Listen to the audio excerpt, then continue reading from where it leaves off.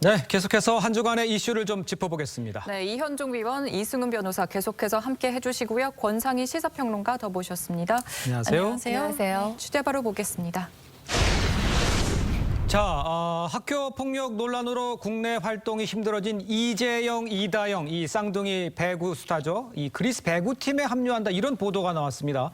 학폭 논란이 여전한데 지금 이적이 이게 가능한 상황입니까? 왜 이런 얘기가 나왔을까요? 일단 가능성이 없다라고 말씀을 드릴 수는 없고요. 가능성이 네. 열려는 있습니다. 하지만 확정된 거라고 말씀드릴 수는 없는 상황입니다. 네. 지난 6월에 흥국생명으로부터 퇴출 통보를 받았죠. 그리고 이 쌍둥이 자매 두 사람이 대한배구협회로부터 국가대표 영구 박탈 징계를 받은 상황입니다. 네. 그렇기 때문에 실질적으로 이 두 사람 국내 무대에서 활동하기가 어려워진 상태예요. 그래서 이제 해외로 눈을 돌린 건데 터키 한 에이전시를 통해서 그리스행을 지금 결정지은 상태로 지금 그리스 매체에서는 그렇게 보도를 했습니다. 네. 왜냐하면 비자 문제가 해결됐다고 하면서 다음 주 내에 그리스 배구팀에 이 두 자매가 합류할 수 있다라는 취지로 지금 그리스에서는 보도가 돼 있는 상태인데 하지만 난관이 남아 있어요. 네. 그게 어떤 거냐면 바로 국제 이적 동의서와 관련된 부분인데 네. 지금 우리 배구협회에서는 국제 이적 동의서를 이 쌍둥이 자매에게 불허한 상황입니다. 예. 왜냐하면 여기에는 특별한 이유가 있는데 일단 배구 유관 기관으로부터 징계 처분을 받고 집행 기간이 만료되지 아니했을 때 그리고 이제 폭력이라든지 승부 조작, 병역 기피 같이 사회에 문제를 일으키는 행위를 했을 때 같은 경우에 예. 이제 해외 진출 자격을 박탈하는 걸로 지금 규정이 돼 있거든요. 네. 그렇기 때문에 우리 배구협회에서는 국제 이적 동의서와 관련해서 발급해줄 수 없다라는 입장이었는데 예. 지금 한 가지 가능성이 열려 있는 것이 국제배구연맹의 입장은 조금 다릅니다. 왜 다르냐면 쌍둥이가 받아야 할 벌은 한국에 국한된 거라는 거죠. 그러니까 해외 활동까지 연결할 필요가 없다는 것이 국제배구연맹의 입장인데 지금 국제배구연맹 같은 경우는 선수들의 권리를 우선하는 그런 단체입니다. 그렇기 때문에 일주일 이내에 분쟁 관련 조정 결과가 나오게 된다면 그리스 팀으로 가서 활동을 하게 될 가능성이 열린다 이렇게 말씀드릴 수가 있을 것 같습니다. 대한배구협회 입장은 어떻습니까? 좀 다른 것 같은데요. 그러니까 이제 배구협회에서는 이제 우리 국내 배구협회에서는 아직 이게 끝나지 않은 문제이기 때문에 이걸 할 수 없다라는 주장이지만 이게 그 대한배구협회의 상위 기관이 국제배구연맹이거든요. 예. 아까 설명해 주셨지만 국제배구연맹은 이제 발급할 수도 있다는 건데 아직까지 발급은 안 된 것 같아요. 네. 그 국제배구연맹이 일단 발급하면 선수로 뛰는 거는 뭐 가능한다고 이야기를 합니다. 그래서 저는 참 고민스러워요. 이 문제 같은 경우는 물론 이제 이다영 자매가 여러 가지 이제 학폭 논란이나 이 부분에 대해서는 이제 엄중하게 이야기해야 되고 또 피해자의 사과라든지 보상이라든지 이런 게 충분히 이루어져야 되지만 또 두 선수가 영원히 배구계에서 들어올 수 없다. 그것도 국내 문제 뭐 한정 뭐 한단 모르겠지만 또 국제적으로도 이걸 뛸 수 있는 기회를 주지 않는다. 이건 좀 더 다른 문제 같거든요. 그렇기 때문에 참 이 문제도 본인들의 일단 지금 이 폭력 피해자에 대해서 충분한 사과를 할 필요가 있는 것이고 또 합의도 할 필요가 있는 것이고요. 이제 그런 걸 된다라면 저는 국제적으로 뛰는 것도 좀 검토를 해봐야 되지 않을까라는 그런 생각도 듭니다. 근데 아까 말씀하신 쪽이 뭐 진심한 사과, 진정 어린 사과 이런 게 실제적으로 피해자들한테 이 자매가 있었습니까? 그게 바로 이제 문제예요. 왜냐하면 처음에는 본인들이 이게 사과한다라고 이제 올렸는데 그 다음에는 이걸 다 철회를 해버렸습니다. 그리고 이제 그쪽 상대방에서 폭력 피해자가 제기한 여러 가지 이제 그 부분에 대해서 일부는 또 사실이 아니다라고 해서 지금 법적인 지금 현재 다툼을 벌이고 있거든요. 이제 그렇다 보니까 피해자 입장에서는 아직까지 내가 정식으로 제대로 된 사과도 받지 못했다라고 이야기를 하고 있고 지금 이 두 자매 같은 경우는 지금 허위 사실들이 좀 있다 이렇게 주장을 하고 있어서 이 문제가 완전히 해결되지는 않은 상황입니다. 그럼 지금 학교 폭력의 가해자로 지금 이재영, 이다영 쌍둥이 자매가 오히려 그러면 피해자를 고소를 한 상태인 거죠? 그렇습니다. 이제 본인들이 처음에는 SNS에 사과를 했습니다만 이 사과문을 삭제하고 오히려 내가 명예훼손을 당했다. 이 학폭을 당했다라고 하는 주장자들의 사실관계가 어긋난다라고 하면서 오히려 명예훼손으로 고소를 했고요.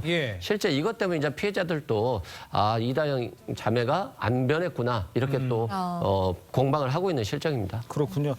권성희 평론가 지금 현재 그러면 그 이재영 자매한테 피해를 받았던 이분들은 어떻게 지내고 있는 게 좀 나오는 게 있습니까? 안타깝게도 여전히 정신과 치료를 받고 있는 것으로 지금 알려지고 있는데 사실 학폭 학폭 관련해서 사회적 공분이 클 수밖에 없는 게 네. 피해자에게는 과거 속에서 살 수밖에 없는 상황이거든요. 네. 트라우마에 매여 있을 수밖에 없는 일인데 지금 가해자 같은 경우는 잊혀진 과거일 정도로밖에 치부가 되지 않는 그런 느낌입니다. 예. 뭐 그리스로의 행이 결정된다 하더라도 피해자에게 진정 어린 사과 이후에 그리스행을 택하는 것이 어떤가라는 생각이 듭니다. 그러네요. 자, 저희는 다음 주제로 좀 넘어가 보도록 하겠습니다. 자, 최근 자동차 온라인 커뮤니티에서 고가 외제차 환불을 두고 구매자와 판매자 간의 갈등이 빚어져 논란입니다. 어떻게 된 사연인지를 슈퍼카 관련인 것 같아요. 설명을 좀 해주시죠, 평론가님. 일명 강릉 슈퍼카 사건이라고 지금 알려져 있는데 이 네. 사건 조금 일파만파 커지고 있는 상황입니다. 이 14일 구매자 A 씨가 인터넷 커뮤니티에 글을 올리면서 시작된 일이에요. 그런데 네, 그렇습니다. 네. 이제 구매자와 지금 판매자 사이에 논쟁이 불붙은 건데 구매자 같은 경우는 이 판매자를 한 이 외제차 커뮤니티를 통해서 알게 됐는데 그 커뮤니티에서 활동하는 모습을 보니까 상당히 신뢰감이 생겼고 그리고 이제 차를 구매하려고 했던 그 과정 중에 시승도 직접 해보게 했기 때문에 뭐 아무런 오해 의심을 안 없이 했군요. 아무런 걱정 예. 없이 구매를 했었다고 합니다. 그런데 문제가 그 이후에 발생을 한 건데 이제 랩핑과 관련된 부분이에요. 랩핑을 벗겨보니까 중요한 게 이제 손잡이가 두 동강이 난 상태였고 사이드 미러도 역시 고장이 났던 그런 상태였다고 합니다.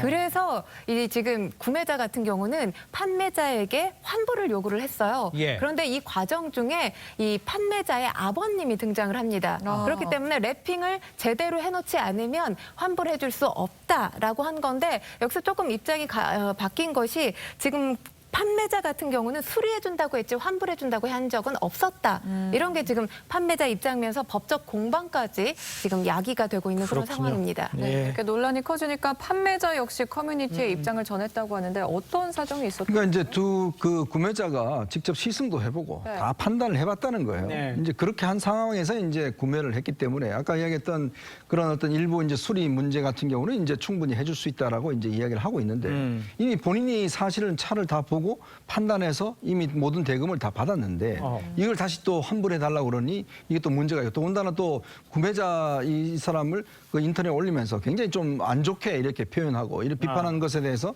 굉장히 좀 화를 내고 계신 것 같아요. 예. 그러니까 이러니 이게 이 차값이 이게 1억 원이 넘습니다. 그러니까요. 이게 중고차라 하더라도 예. 문제는 이게 이제 이 중개소라든지 뭔가 검증할 수 있는 이걸 했으면 괜찮은데 바로 구매자 판매자 직접적으로 거래를 하다 보니까 서로 또 말이 다르고 이걸 또 증명할 수 있는 제3자가 없는 상황이지 않습니까? 이제 그렇다 보니 과연 누구의 책임인지 이걸 가리기는 굉장히 어려운 상황이라 할 수가 있겠습니다. 직접 거래로 1억이 넘는 고가의 차를 샀다는 것도 사실 이제 그러니까 이제 이런 문제가 발생을 했는데 구매자가 다시 사과의 글을 올렸다? 이건 무슨 내용입니까? 무슨 사과를 했다는 얘기? 아무래도 이제 논란이 커지다 보니까 이 논란을 봉합해야 되겠다라는 의도가 아닌가라는 생각이 듭니다. 그리고 예. 중요한 게 지금 판매자와 관련해서 강릉에 한 가게를 운영하는 걸로 알려져 있는데 예. 이 가게와 관련해서도 또 신상 털기에 나선 또 이 인터넷 네티즌들이 많이 있어요. 그렇기 때문에 그와 관련된 부분 지금 사과를 한 것이고요. 예. 근데 아직까지 중요한 건 아직 이걸 환불을 할 것인지 아니면 뭐 다시 어떻게 할 것인지에 대한 제대로 된 이 상황이 나와 있는 상황은 아닙니다. 하지만 지금 문제가 불거진 만큼 사과부터 해서 일단 봉합을 하겠다는 취지가 아닌가 싶습니다. 알겠습니다. 자, 다음 주제 좀 살펴볼까요? 네, 문재인 대통령의 특사로 임명된 이 방탄소년단 제76차 유엔 총회 참석차 어제 뉴욕으로 출국을 했는데 빨간 외교관 여권이 눈에 띄었다고 합니다. 뭐 어떤 여권이고 어떤 혜택이 있는 겁니까? 일단 뭐 특사 자격으로 임명장을 수여받으면서 이제 빨간색 외교관 여권을 받게 된 건데 여러 가지 특혜가 있습니다. 혜택이 많아요. 예. 문해 특사가 됐기 때문에 출입국 할 때 소지품 검사하게 되잖아요. 네. 소지품 검사를 이제 예외 적용을 받지 않게 되고요. 예. 또 의전을 받아서 별도로 출입국도 가능합니다. 그리고 일부 국가에 한해서는 이제 비자 발급도 면제가 되고요. 가장 중요한 거 외교관 특혜 중에 특혜가 바로 면책특권이죠. 면책특권도 받을 수가 있는데 가장 중요한 건 지금 외교관 여권을 그러면 BTS가 평상시에도 사용할 수 있는 거냐라고 궁금해하시는 분들이 계시는데요.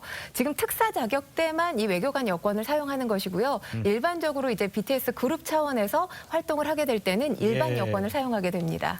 네, 대통령 특별사절로 임명받은 방탄소년단의 각오도 한번 들어보시죠. 대한민국의 한 국민으로서 뭔가 국익과 이렇게 나아가서 외교에까지 도움이 된다는 말씀을 해주셔서 더한 영광이 아닐 수 없습니다. 젊은 세대의 열정과 패기로 한번 저희가 늘 하던 것처럼 멋지게 한번 또 한번 해내고 돌아오도록 하겠습니다. 추석 연휴 내내 그럼 외교 특사로서 또 임무를 수행하는 거죠. 그렇죠. 문재인 대통령과 함께 지금 뉴욕으로 동행을 한 상황인데요. 네. 이미 2018년, 2020년에 유엔 총회에서 연설을 하면서 방탄소년단이 전 세계적으로 주목을 받았던 선례가 있습니다. 뭐 다들 기억하시겠지만 청년들을 대변한 메시지를 내놔서 예. 굉장히 감동을 줬던 그런 기억이 저도 나는데요. 이번 유엔 총회의 대표적인 의제라고 한다면 SDG 많이들 들어보셨을 거예요. 네. 지속 가능 발전 목표가 이번 유엔 총회 제76회 유엔 총회의 대표 의제가 되는데 예. 여기 관련해서 지금 문재인 대통령도 이제 기도 연설을 하겠지만 방탄소년단 같은 경우 이제 현지 시각으로 20일이죠. 개최되는 SDG 모멘트에 참가를 하게 됩니다. 연설도 하게 되고요. 또 영상으로 퍼포먼스도 보여줄 계획이라고 하는데요. 이번 연설 역시 예. 어떤 메시지를 담고 있을지 주목이 됩니다.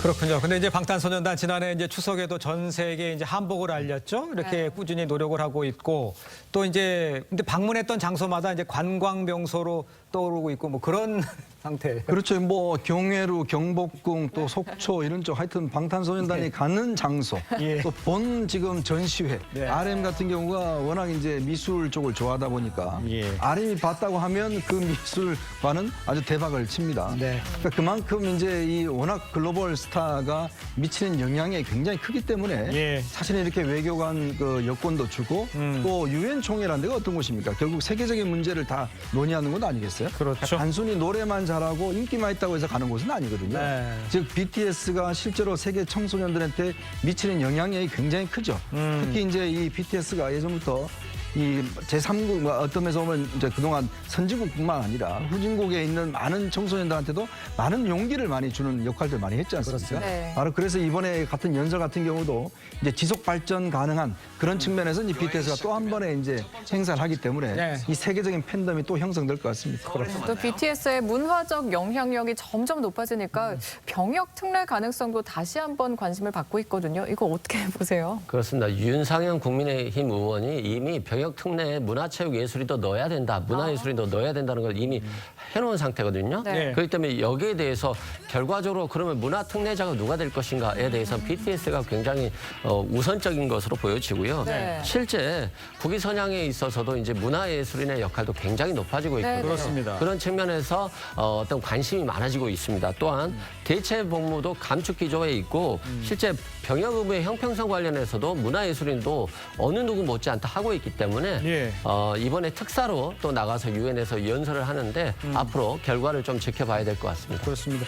권상희 변호사님 지금 BTS의 저런 특사 이런 것들은 굉장히 도움이 많이 되겠죠. 우리나라 국위 선양에도 도움이 되겠고 아마 또 그렇죠. 개인적으로도. 국위 선양에 상당히 도움이 되는 건 사실인데 지금 뭐 이제 군대 문제를 앞두고 있잖아요. 군대 네. 문제를 앞두고 있는데 일단 방탄소년단의 입장은 지금 뭐 국회에서 굉장히 뜨거운 감자가 됐다가 또 조용해졌다가 이러긴 하지만 방탄소년단의 입장은 우리는 군에 가게 될 때가 되면 가겠다라는 게 예. 방탄소년단의 입장인 건 사실입니다. 그리고 아직까지 이와 관련해서 객관적인 기준이 정립이 돼 있지는 않기 때문에 객관적인 기준에 대한 고민을 한 이후에 결정을 해야 되는 것이 맞지 않나라는 생각을 해봅니다. 알겠습니다.